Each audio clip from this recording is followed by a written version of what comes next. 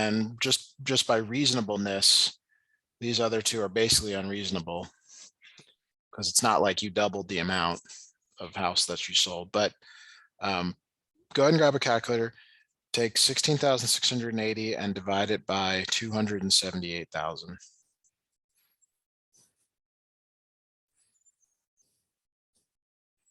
I got percent.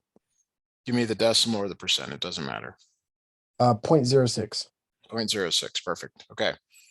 So to get the amount of commission, you take that 0.06 and multiply it by the 324,000. 19,440. Yeah. And do you see how we got that more out of the reasonableness of the answers? Yeah, it's a lot quicker to do that way. Okay. And you're welcome to do that on the test. So, all right, let's take a look at another question. When you're reading it out loud, actually, let's not even have you read it out loud because you're not even doing it on the test. Go ahead and just read it to yourself. But start with this right here. Always start with the last part. Inspected factor produce. Control manager factors bulbs out of for inspection out of every 400 produced. So it'd be it's every seven light bulbs, or every 400 light bulbs or seven pulled out and checked. Yes. Right. So they're saying, hey, we're going to inspect a lot more than 400. How many are they going to inspect? Well, I'm sorry. They're going to, sorry, there's 400 that are produced. So if 20,000 are produced, how do you go? Yeah. Sorry. What I could do is take that 20,000 and divide it by 400. Okay. So let's assume you don't have a calculator for a moment. How would you do this by hand? And do you see that the zeros cancel out? Yeah, you just take 2, which is 50. 50. Is that your answer? No, it's not I gotta multiply it by 7 then. Okay. 5 times 7 is 35, add a 0, 350. B. Very good.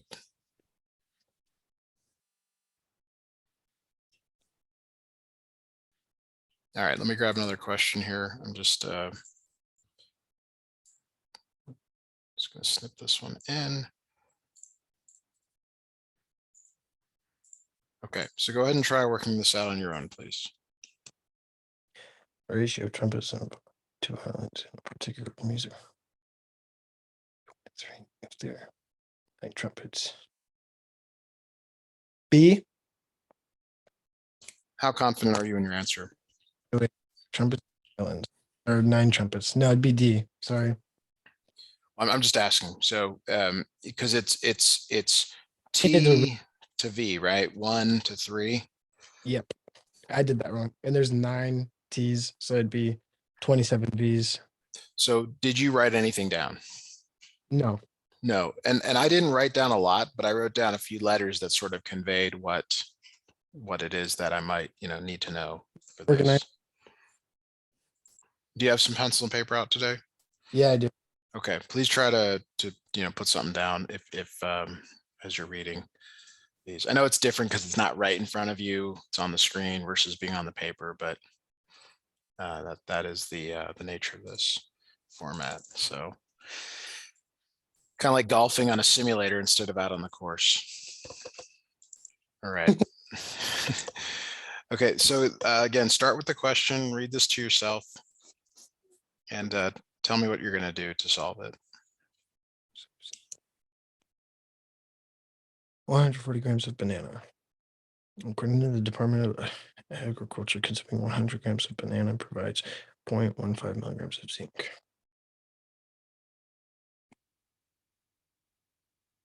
So would I take that 0.15 and multiply it by 140? That does work. Yeah, that actually does work. Yeah. Since that's pretty much a percentage almost. Yeah. Now, do you know how to do that without a calculator? Not a clue. Okay. Okay. Well, yeah. So Is let's that the see. do it without a calculator? Well, okay. Let's actually let me back up here. It's this, all of these problems we've done so far are really proportions. I didn't really want to inject this into, but I guess I will here because it's probably worth doing. So what I mean by that is let's say you put the 100 grams here and the 0.15 here. Where does the 140 go? Does it go on the top or on the bottom? Which one does it match up with? To the 100. So Yeah. So, okay. And so your answer is down here. So if you diagonally multiply, okay, it's 100x equals 140 times 0.15. So you were kind of right. I assumed you were going to know to deal with this 100. Okay. The other thing here to think about is it's really 1.4 times 0.15. Okay. And go ahead and grab a calculator. Let's just do this because we're going to work ourselves out of the answer here. So I want you to see something. Go ahead and multiply 1.4 times 0.15. 2-1. 2-1. So if you did 0.15 times 140, you would have seen something like 21. And I think you would have been able to figure it out. The other thing here is that think of it as a percentage. 100, it's 40% more than 15. So it's not double. So that one's out. It's not the same. So you're kind of down to two answers. Go ahead. Would it be a bad idea to just take an educated, like almost guess, because it wouldn't be more than Yes. because 25% of 140 is not that. It's Right. 30. It's yeah. So yeah. So the answer is kind of like you want to use some educated guessing, as needed. Okay, let's try another problem here.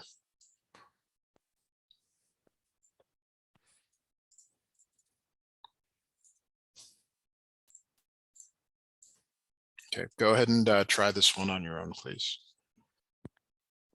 At this rate, how many of 10,000 cars are of the same model manufacturing defect? In a random example of 200 cars, Model 3 have a manufacturing.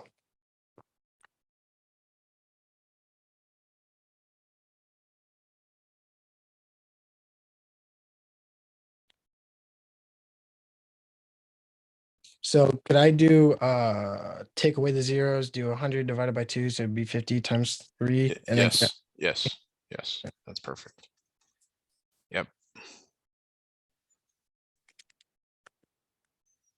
after you showed me that made it a little easier. Yeah.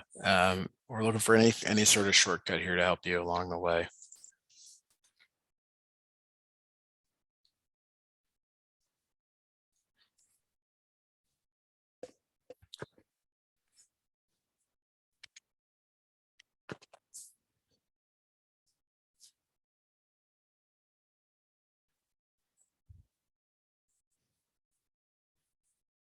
Do you have an answer for me? Sorry, I didn't know if Hey, you so got. Hey, meant to okay. say Okay, good. All right. Okay. my fault. I thought you heard. Yeah, so on a test like when you get that answer and you feel good with it, just move on. Don't second guess yourself. Be confident in your answer. Okay. Let's do this one with no calculator, and you're going to want to estimate. Okay, so believe it or not, there will be an answer that appears to be reasonable. Okay. How many times glucose be combusted to provide 85.5 kilocalories of energy? The combustion of glucose releases energy. The ratio of grams of glucose combusted to kilocalories of energy released is 12 to 45. So 12 to 45.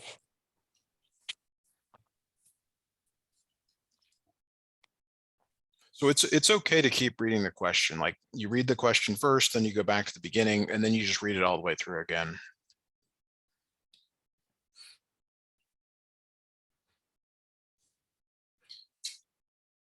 So it'd be C.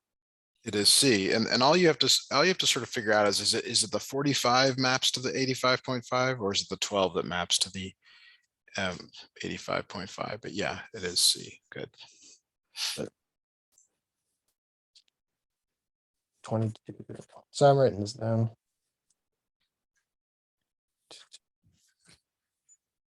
85.5. All right. I think we've done this problem before, but probably good for us to look at it again. Go ahead and take a look at this one, please. The amount of money, oh, whoops. The performer earns 120 at a performance where 8 people attend. How much money will the performer earn when 20 people attend a performance? 20.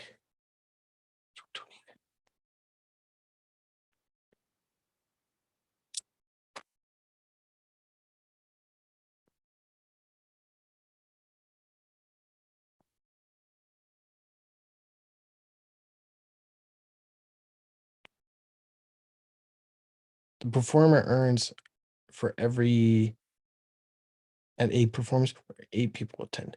So it'd be, would it be C? Yeah, so hopefully you used a little bit of estimation. You said, all right, 8 to 20 it's more than double, and 120 to 240 is double, so it's got to be a little more. That's why it's 300. If you wrote out a proportion, that would also work. No, I did it the first way. Okay, and that's fine. That's really good.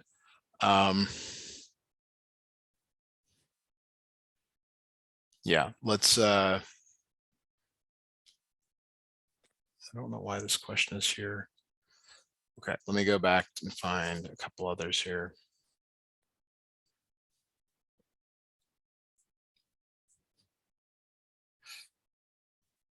Here's another one. Let me try.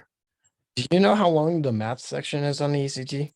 I believe it's 60 questions in 60 minutes, or 50 Okay. something like that. 50 questions, and it's like one question a minute. They're not long questions. Not longest? So you wanna like know that right away. You want to do a quick division, and say, okay, 1 minute per question. We talked about that, I think, all the way in the beginning. Is you want to have some sort of mental clock, like, okay, I either know it and I'm going to do it. That's the Oh, best. That's the best case. Second is no idea and will never figure it out. Then you guess. Okay, because that way you're moving on. And then the third is you know it, maybe, but you need time or something like that. Like you have some uncertainty, so you want to save those for the ones that you can come back to. okay. But So you really should move through the test and like make decisions quickly. Okay, I know how to do it. I'm going to do it. I have no idea. I never will figure it out. Let me guess. And that way you don't come back to it later on. You've already answered it. And like, so most of the problems you're going to have are going to come in the 3, where you're going to be like, because and when you get back to these questions, like I'm talking about for 3 here, your brain's already started thinking about them and how to work on them. okay. But if you have no idea and you're never going to figure it out, if you guess, you won't go back and you won't spend any mental energy on it. You won't even go back to it. You'll just go to the next question that you really needed the time for. Okay. That's You need to develop a plan like this before you go in for all the sections, not just this one. I mean, that's the thing that we're not really covering with our time together, which I guess we could talk a little bit more about on Thursday. And that's what I was hoping the other class would address, is sort of like how you navigate the exam. Okay, it's like when you're playing basketball, I hope you're not put in for the entire game. Hopefully you get a few breaks. Or are you put in for the entire game? I get halftime break. Okay. Who's your favorite basketball player in the NBA? Derrick Rose. Derrick Rose. Okay. He doesn't play the whole game, right? Definitely not. Definitely not. There's a plan in action for him not to play the whole game. Okay. And they know like at the 2-minute mark in the first quarter or something like that, he's going to get pulled for a rest or something like that. Or in the third quarter, when there's 4 minutes left, he gets pulled. You need a plan like that when you're going into this test. And that will also help. That will make more of a difference than a lot of other things you could do between now and then. So Okay. you have to decide how you want to proceed through the test. And I'm suggesting that in the math section, you will know how to do like a question like this, you will see and know how to do, and you should just do it and be done. Okay. And then I will give you a question after this one. I'll show you type 2, but go ahead and solve this and then we'll talk about the next one. It's 20. No. The Yes, ratio. yes. Sorry. Yes, it is. Okay. All right. Actually, I don't know if this is an example of one, but here's what I want you to do. I want you to look at this question. And I want you to decide if you know how to do it and you just need more time, or if you would like to just guess. I'd just guess. Okay, so does the parabola open up or down? Goes down. So it opens down. Does it have a min or a max?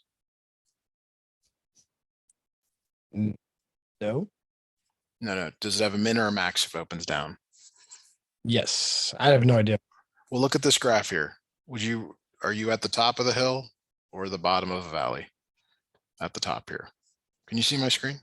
Yes, I can. Okay, So is that the point that it's touching the, that's a max. and that's the point where it's So I forget, you live in Iowa, it's flat, but where you live in, you're still living in Sioux City, right? There, it's like, there's hills there, yeah. right? So think of this as a hill. So at the top of the hill is the max. And the bottom is the minimum. So if the parabola opened up, okay, if it opens up, this is a min. Okay. So Okay. it's basically the point of it. Yes, it's called the vertex, but that doesn't really matter.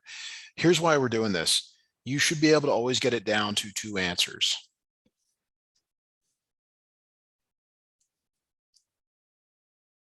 Okay.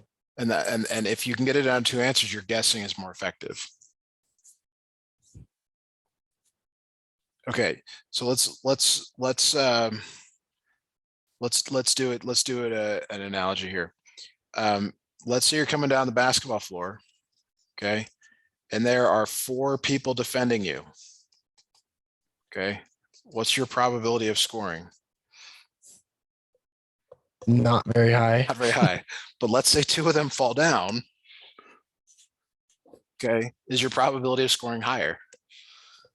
Yeah. Yeah, so you have to, so when you guess, you can't just pick a letter. You have to look at something in here that says, okay, I know that it opens down, so it has a max, so it's either C or D. I'll go with, D. Okay, that you can't just pick a letter. You have to have a reasonableness to it when you guess. Okay. Okay, so that's one type of guessing that you might do. So let's look at this question. It's in the same category, but I'm going to say that this is one you probably either don't know how to do or would need a lot more time to do. Go ahead and look at this.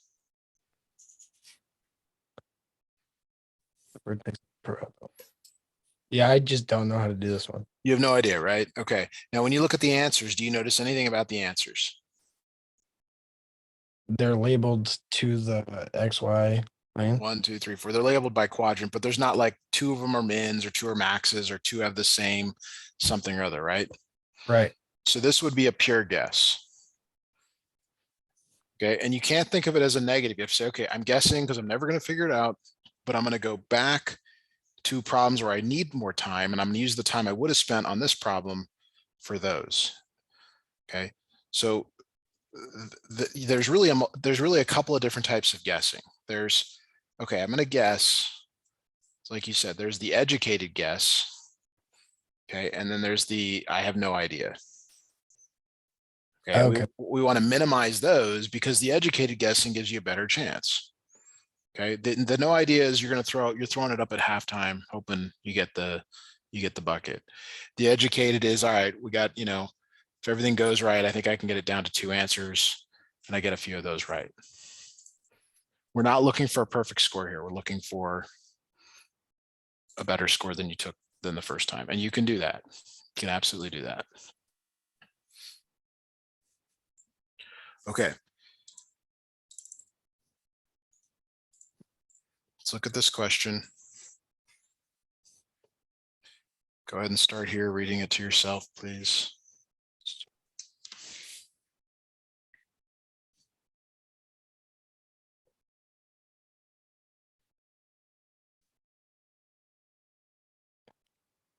Okay. Okay, so what is it asking for? The minimum value. Okay, so it's like you're walking. Where's the minimum along this curve? -2. The minimum value is -2. Yeah. So did you have to guess? A little bit. Yeah. I mean, I kind of just. I think you knew it. I think this is one of those that and you just need to take a little bit of time to figure out. Right. So you either know it or you're guessing, and we really want to make an educated guess if we're doing that. And probably the first time you took the exam, you did a lot of guessing and just like truly, heaving, the ball up in the air. That's okay. That's okay. So we'll keep looking at a few more of these problems, and we'll talk about how to attack these. So, all right, let's do this.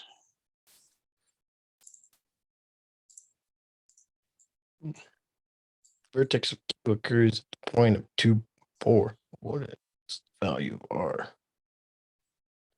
The graph intersects the x-axis at -1, 0, and R 0.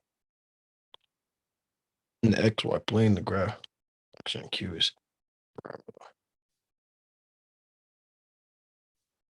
Okay, so I don't know what this means. Okay, so a vertex is the min or the max. Okay, so Right. so make a quick graph. 1, 2, 1, 2, 3, 4. It doesn't even need to be that accurate. And then what's another point on the graph? -1. -1, 0. So there it is. Boom. Okay. So if it goes like that, what does the other part of the graph look like? It goes like that. Oh, C. So it could be C. So it sounds like you're doing the, hey, I'm going to guess, but I'm going to make an educated guess. Okay. Now, how did you come up with 4? Because I know that it's 4 to the left. Or wait, So is it 1, 2? Looks like it's 3 to the left. B. So it's 3 to the right, or D. But it would have been a better guess. It definitely isn't A. So that, guessing out of 3 is better than guessing out of 4. Now I think on yours it's going to have an E, but it's the same idea. It's really the same idea. There should be a couple that are just totally, ridiculous. Okay. Yeah, let's do one more. It's also working against you right now that we haven't done a lot of quadratics. So that's good that we're tackling it. But all right, let's do the same thing here. Go ahead and take a look at this question. The graph of which equation has this from the x-axis. The graph in the xy plane of the following quadrant. Okay. Have x intercepts of -2 and 4. So what does that mean if it has x-intercepts of -2 and 4? I mean, like the pairs like x plus 2 and x minus 4, kind of. Yeah, so it actually hits at -2 and +4. So it would be good for you to graph something like this. Roughly on, you don't have to make grids. You just have to get a rough idea of where it is. Okay. And then here's a possibility. The graph could look like this. Okay. And there's the vertex roughly. Or it could It could go way up, way down. So between the red and the green, which one has a vertex that is farthest from the x-axis? The green one. Green one. Okay. Sorry, my screen is not responding. Okay, so with that in mind, do you think do you have any way to like sort of differentiate between these numbers in front? There's just what's the name for it? The ratio of which it goes up and over.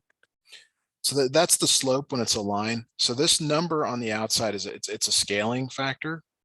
Okay. Okay, and there's some rules here. So I don't know why my screen is doing this. Scaling factor. So the larger the number, but it's in terms of like from zero. Okay. So like which one is furthest from zero out of these? -7. -7. So that one's going to be the most vertical stretch. Okay. And the one that's closest to zero, Is -1/2. that's going to be the least vertical stretch. Or is it 1/10? It's 1/10. It's 1/10. And it doesn't matter whether it's positive or negative. Okay. So the answer here is this top one. I don't know if you could have gotten it down to those two. I mean, obviously in the time that we're talking about it, like you wouldn't want to spend that much time on a question like this, but you may want to commit to memory some of what we just said here at the end, which is that the scaling factor, the larger the scaling factor, the more vertical it is. So the more like the -7 looks like the green, and then the 1/10 looks like the red. That makes more sense. I got that written down now.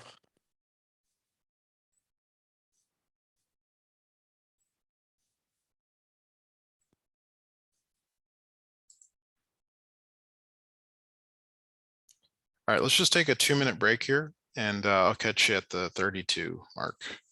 Alrighty.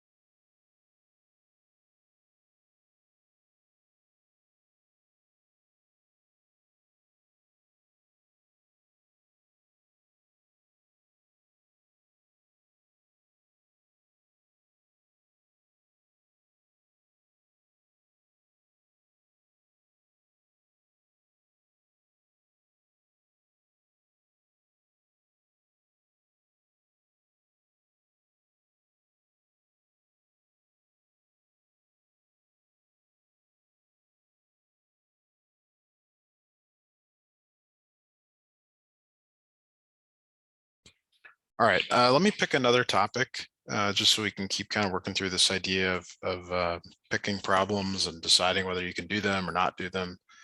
And this isn't meant to like intimidate you or anything like that. It's just like, okay, let's just have some strategies before we go in there. Okay.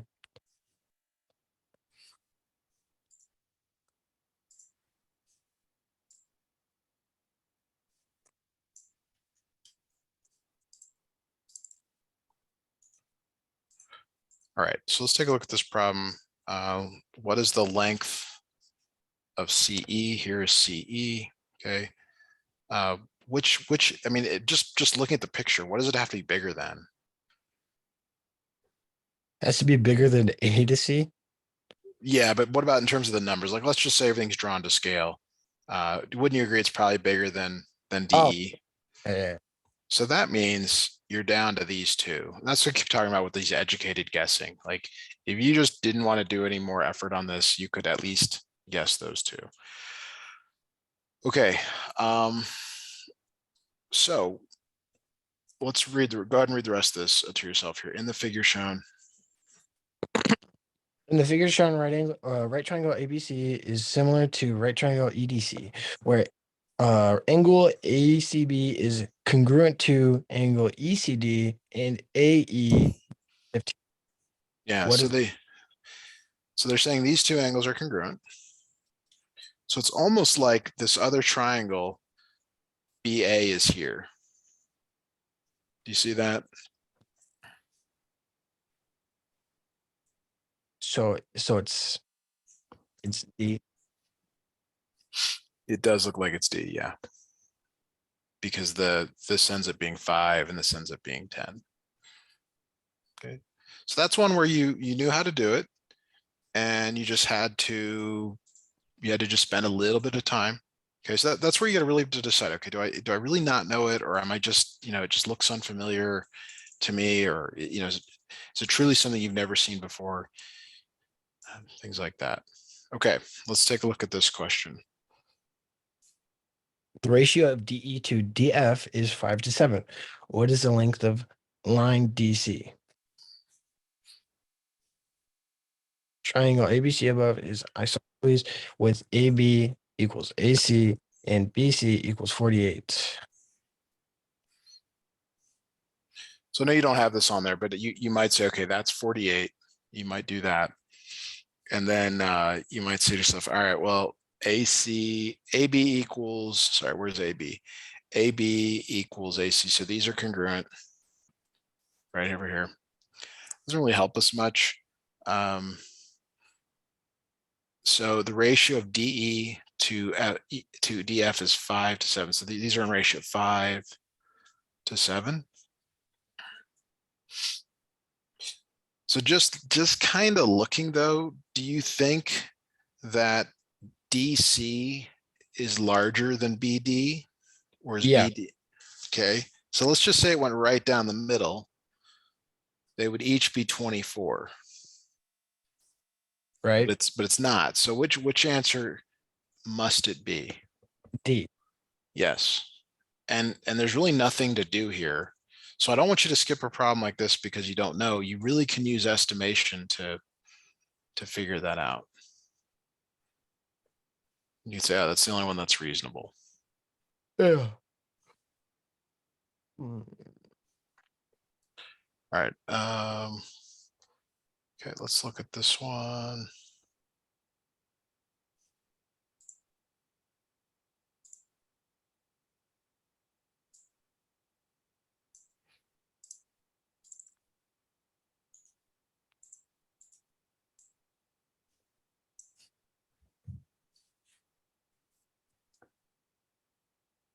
Which of the following could be the coordinates of the point F?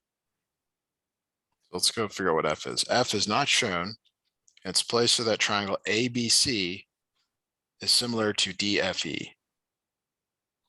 Okay, so like it's probably going to be one of those things where you have to plot the point. So we'll just, whenever you have a which of the following, we're going to go in reverse order. So 6 minus 1 is there. So does this triangle look similar to the one that's up above?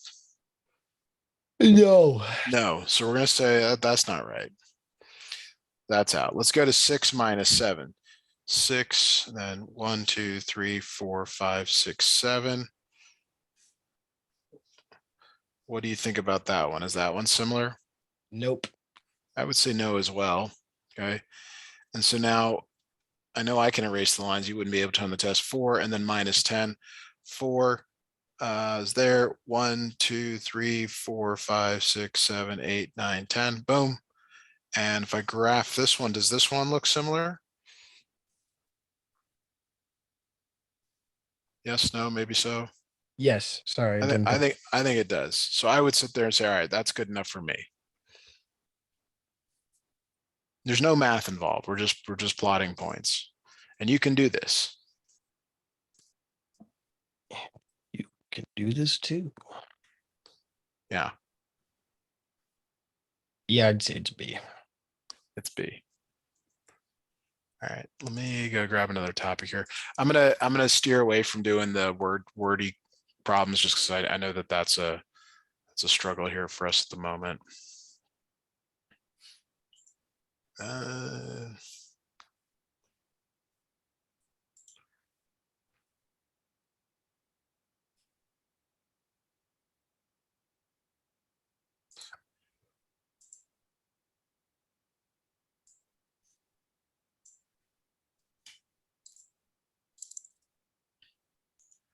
All right, let's look at this question here. So it says, which of the following could be the graph of y equals g of x in the x, y plane? So all of these points up here in the table better be on the graph. Okay, so I would just go 1 point at a time and decide if it's actually on the graph. Like I would start with -3, 2 or 0, -1. So on D, there's a -3, 2. Yes, so that one, but not on A. So A is out. Right. So now let's go to the next point, 0, -1. Which one is it not on? C. That's out. And then 3, 1.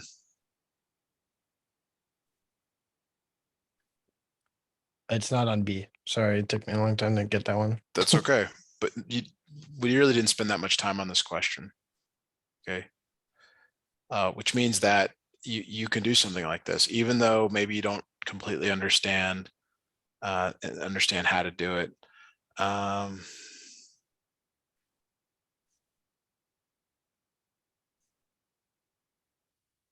Okay, let's look at number 11. I don't know. Do you want, would it help for you to do more problems right now, or you just, because I'm choosing problems that we probably have to work through together. Oh, hey, it works. Everything works. Okay. All right. So which of the following could be the equation of the graph above? All right. So there's a place where it crosses, and touches. 2, 0, and -3. Right. So 2 corresponds to x minus 2. Okay. Do you remember why that's the case? And it's because you have to set it equal to 0, and then you get x equals 2. But the factor is x minus 2. So based on that, which 2 answers can you eliminate, or which 2 answers can you keep? C and D. C and D are out of here. Okay. Now you don't get much help because that -3 is x plus 3. Yep, and that they're both in A They're and both B. in those. Doesn't help you. So now it comes down to x and x squared. Now, remember I said it just touches there? Yeah. Touches means to a power of 2. Whereas see how these are a power of 1? Power of Okay. 1. Yeah. So if it were to cross there, it would be x to the 1, but when it touches, it's a power of 2, and that's why this one's correct. Okay. I'm gonna write that down.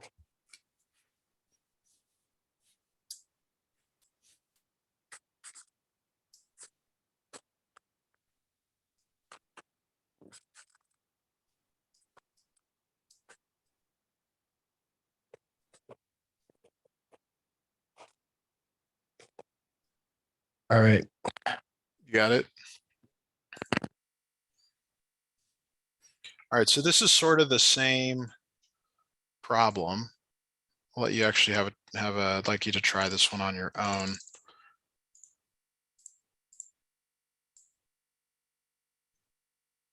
It's the whole touch cross thing. So go ahead and give this one Which of the following functions could define f? The graph of, okay. All right. So -2. So A's out.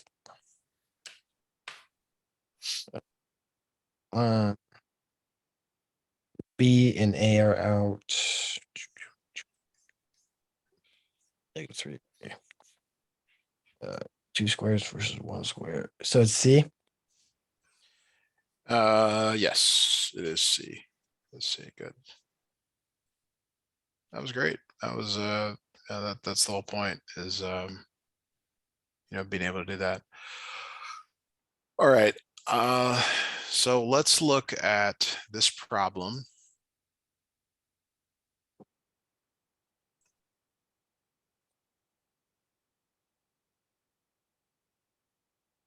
All right. Sorry if you hear people laughing, the coils are at my house. So Oh no. We should be laughing at them. Yeah. Okay. All right. The function f of x equals x cubed minus x squared minus x minus 11 over 4. But I shouldn't be doing that. I should be going down here.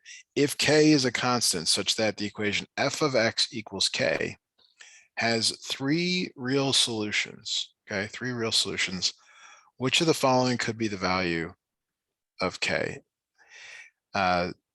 So you might go back and read this, but most likely you're in a guess situation here. Yeah. So we need to remind ourselves, this is what you would want to draw. You'd want to draw, okay, well, what has three real solutions? Well, something that crosses how many times? 3 times. And it crosses this horizontal line right here. So let me draw another horizontal line and I'll start with 2. Does this hit the graph 3 times? No. Does this one hit the graph at 3 times? That's at 0. No.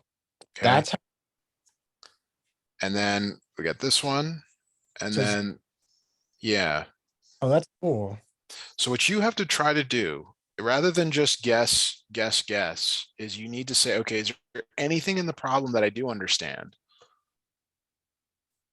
And if there is, try to go after that to help you figure out the solution. So notice we did this with this quadratic opening down all the way here. Like if you just take a little tiny piece of it, sometimes it gives you enough to be able to make a better guess on it.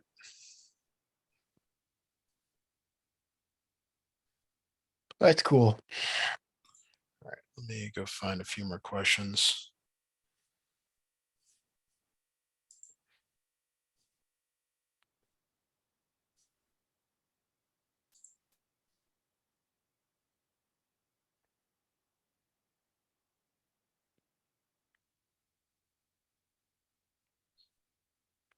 Okay, go back to what we started with for today.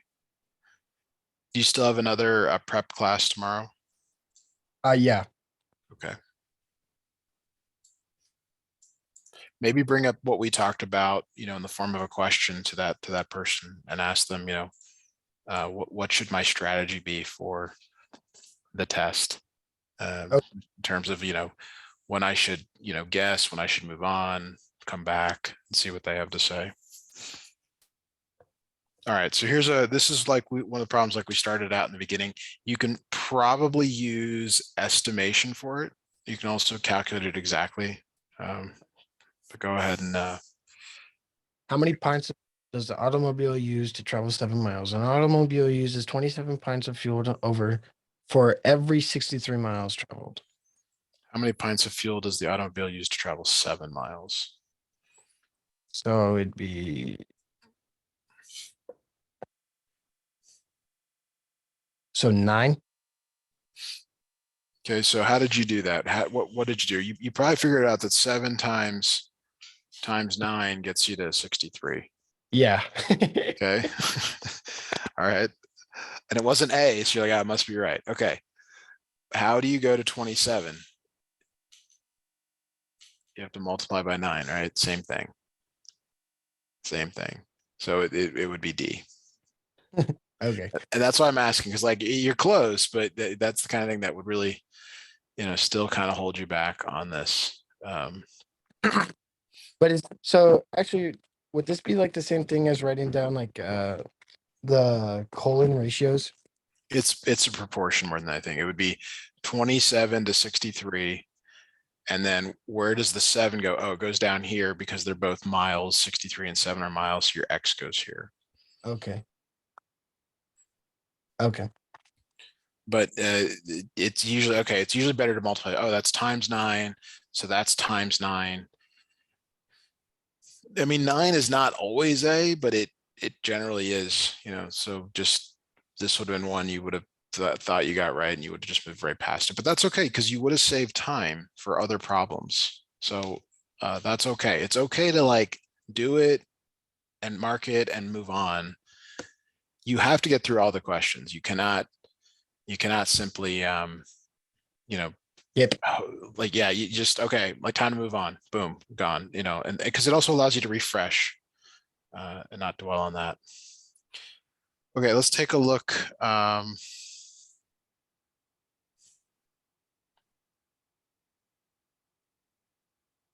These are all calculator problems.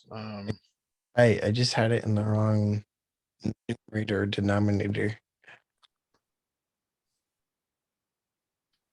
Bummer. Okay, here's a good question.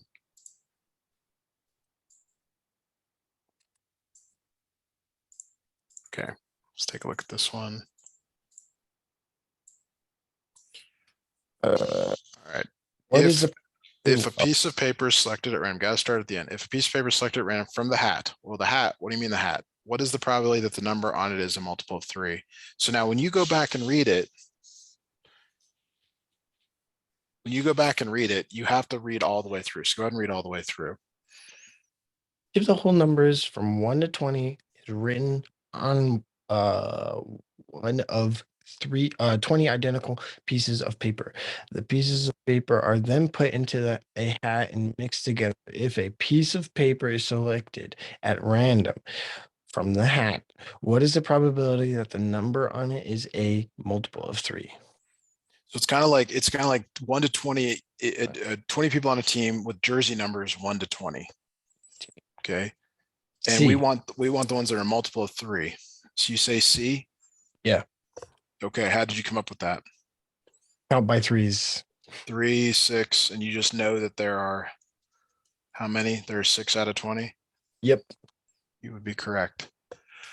Okay, good lesson today. We'll pick up and do some more on Thursday. If you have some time, please review the lesson notes and the video and try the question of the week. I'm also posting some more stuff to Instagram and YouTube for stuff like you're doing. So check those problems out as well. Thank you so much. You're welcome. Have a great night. Bye.